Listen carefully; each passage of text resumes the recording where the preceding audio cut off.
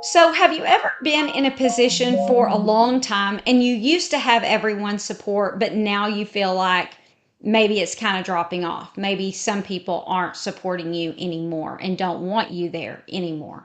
Or have you ever been in the position where you're the new guy and you're coming in and everybody likes the way that everything's been being done forever and they like the old person and you're coming in with your new ways and the people are not accepting you?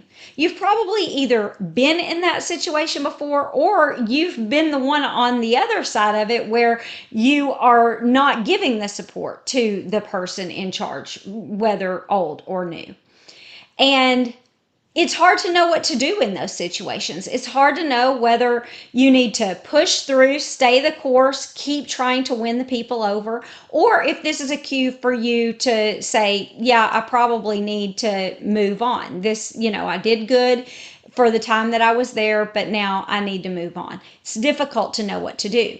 And we've been talking about David and his life, and his son had come against him and pushed him out of Jerusalem. And then they had this big battle, and his son got defeated, and David's the winner. And he could go back to Jerusalem and just say, I'm the king again, and everybody just needs to do what I say. But he wanted the people's support. And so, all our last lesson, we talked about how he was trying to win the support of the people. And it looked as though he had. And then we get to the end of chapter 19, and we realize that all of the different factions of people in Israel are not on the same page. And not only that, but he put in he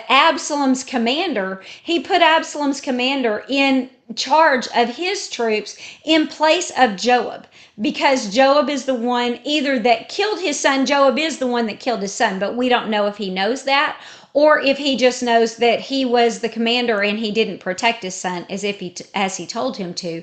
And so he doesn't want Joab to be his commander anymore. Plus, he wants to bring over all of the troops that were fighting against him before. And he thinks if he can win Absalom's commander over to his side, then that'll bring all the troops over. And so that's what he's done. And so we're going to move on to this week and look at what happens whenever all the people don't support David at this point, and then whether they support his new commander or not. And then maybe what can we do when we find ourselves either as David was, where he was in the position and then temporarily lost support, or if we're in the position of Amasa, where we are trying to gain support for a position that nobody wants us in because they still like the old person. And so we were in chapter 19 last week, and now we're in chapter 19, verse 41. And it says that all the men of Israel came to the king and said to the king, why have our brethren, the men of Judah, stolen you away and brought the king, his household, and all of David's men with him across the Jordan? Now, when they say Israel, they're talking about the upper 10 tribes. Judah was David's tribe, and it was the southern tribe of Israel, of the nation of Israel. And so they talk about David's tribe separately from the rest of Israel.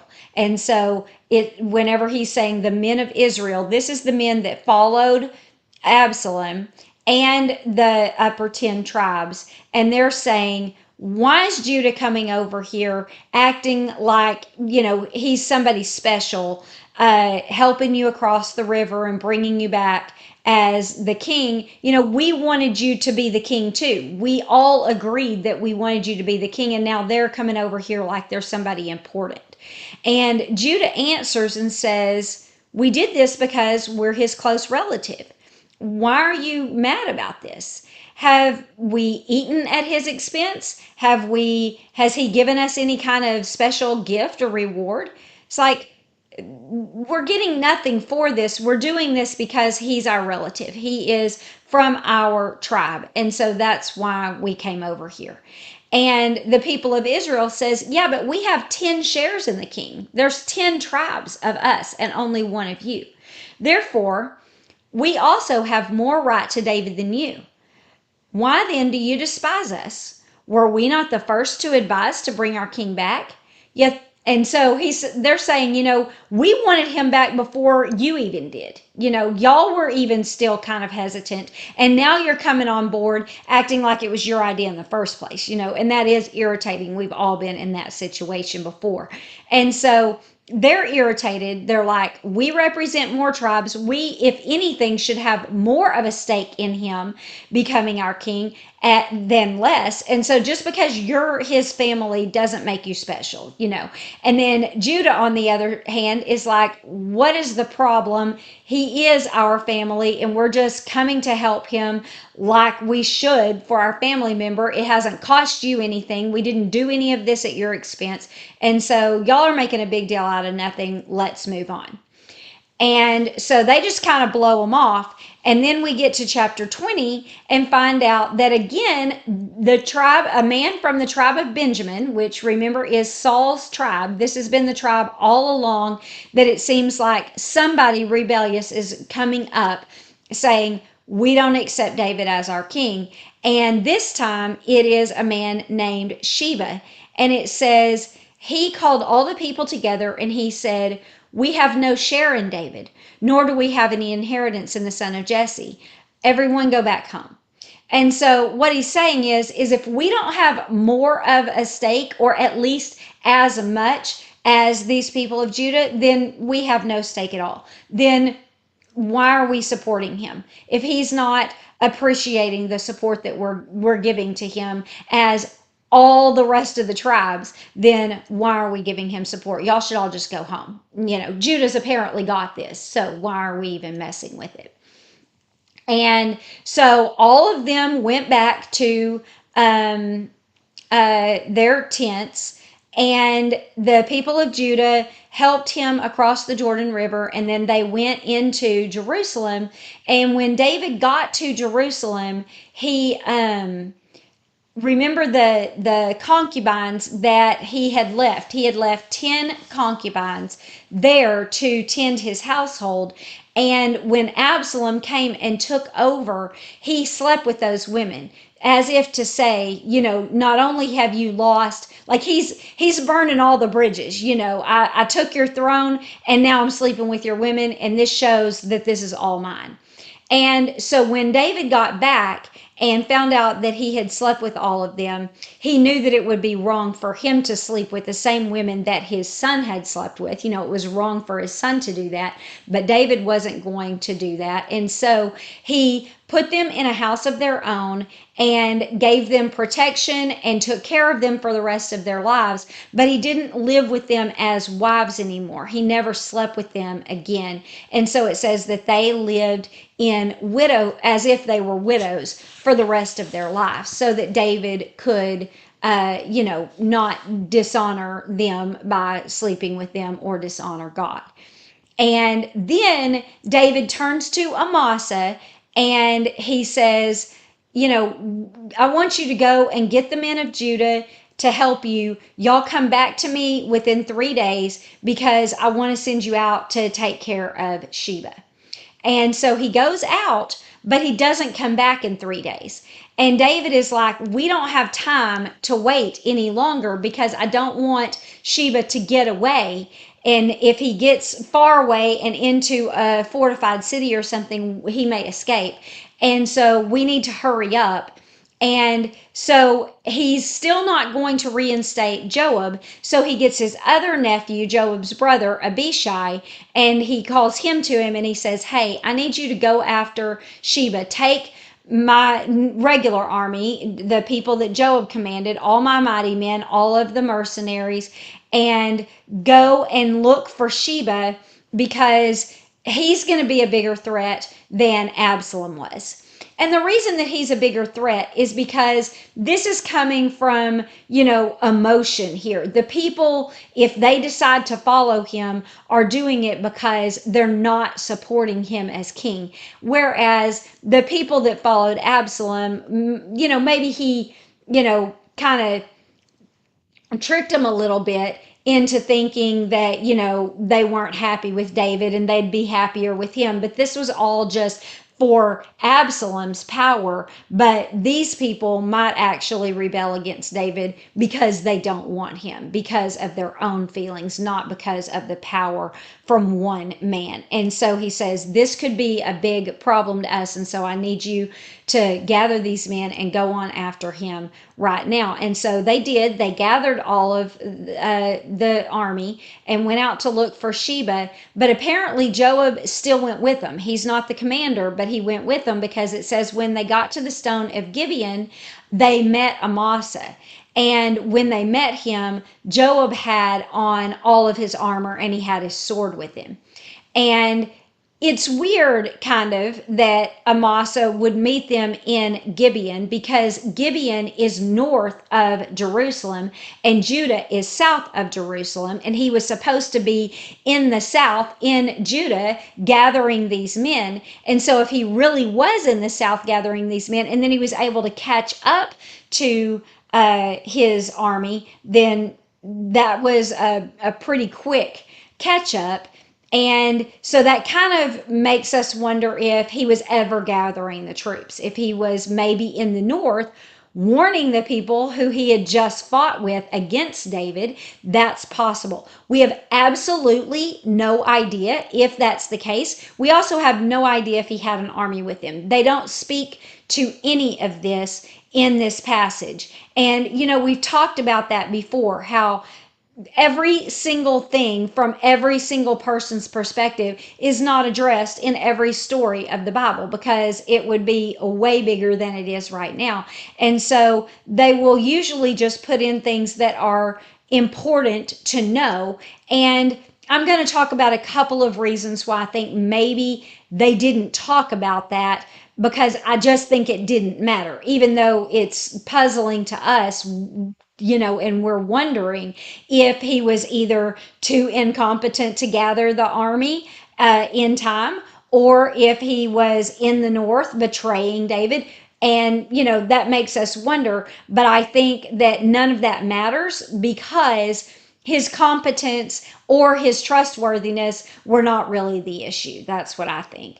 And so, what happens is when Joab meets Amasa, he walks towards him and pretends to stumble and drop his sword. And then as he bends down to pick it up, he stands up to ask Amasa, how are you doing? And then grabs him with one hand and as if he's going to kiss him, greeting him. And then he stabs him with the sword with the other hand. And so, he's stumbling, acting, kind of catching him off guard, and then greeting him and acting as if he, is actually genuinely likes him, or has, is actually greeting him. And so this is exactly what Joab did to Abner, Saul's commander, if you remember, betrayed him in the same way, acted as if he was greeting him, and then stabbed him to death. So this is Joab's way. And so our tendency is to think, what a bad guy, he doesn't like that this guy took his position, and so he's just going to kill him, and we're all just going to be okay with that. And providing that none of that is addressed here, that's why I think none of those things matter. I think that what mattered was who had the people's support. Even though, Joab hadn't done every single thing the way God wanted Joab to do it. I mean, the way that David wanted Joab to do it. He had been loyal to David all of these years. And all of these people had been following him for all of these years. Ever since he's been fighting Saul, they've been with him, and he's been with David. And so that is the very next thing that we see, as opposed to them saying, he's a bad guy and everybody turns against him, or everybody kind of at least just walks away and doesn't follow him. Immediately after this, when he kills this guy, one of the soldiers stands up and says, Um, this is verse 11, and it says, "Whoever favors Joab and whoever favors David, follow Joab." And so this man obviously thinks that Joab is for David, because he says, if you follow David, then you will follow Joab. If you've always followed Joab and if you're loyal to David, then follow him. He's the one that we should be following. And so he stands up to say that. And then Joab and Abishai just turn to go look for Sheba, and all the men naturally follow. And so it kind of just goes to show that it really doesn't matter if Amasa is, betraying David, if he's not trustworthy. It makes sense why the people would think he wasn't trustworthy, right? Because first of all, again, we don't know, if he has an army with him and where he's been for these 3 days, but also just because he was against David, in the previous battle not long ago, and so, but it doesn't matter apparently, because that's not addressed. It doesn't matter if he's trustworthy. It doesn't matter if he's competent. It just matters that either the people don't want him because of one of those reasons, or the people just want Joab. They are loyal to him, they're used to him, and that's what they want. And so they have rejected him. And so David just needs to get on board, is basically like, I'm sorry he made you mad, but he is our commander, and that's who we're going to follow. And so the people do follow him. They head out to look for Sheba, but it does say that when the men pass by Amasa, who's laying there in the middle of the street in a puddle of blood, they do kind of pause a bit, and the man that stood up and said, if you're for David, let's go with him, he decides, I got to get this guy out of the way. This is a distraction. And so he drags him into the field and covers him up with a cloth, and then the people follow, no problem after that. And so everybody goes to find Sheba. They find him, but he has made his way into a fortified city.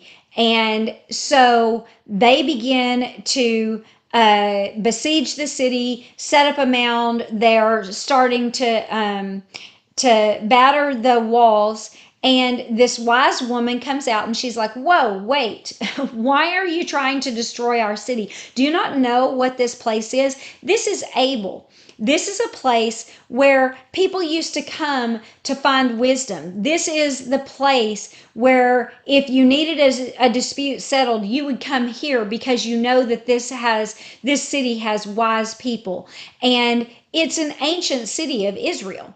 This is 25 miles north of the Sea of Galilee. So he's traveled a good ways up to the very north of Israel. And they're like, we've been here forever. And we're not only, just an ancient city, but we're kind of a famous ancient city. And here you are trying to destroy us for what? What are you doing? And Job's like, hey, I get it. You're right. I wasn't trying to destroy your city. It's just that you are harboring a rebel. He has run into your city and he is rebelling against David.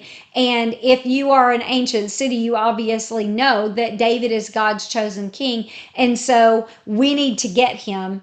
And if you'll just turn him over to us, then we'll leave you alone. We don't have any, problem with you or the people of this city. And so she says, no problem. I'll not only hand him over to you, I'll make sure he's dead.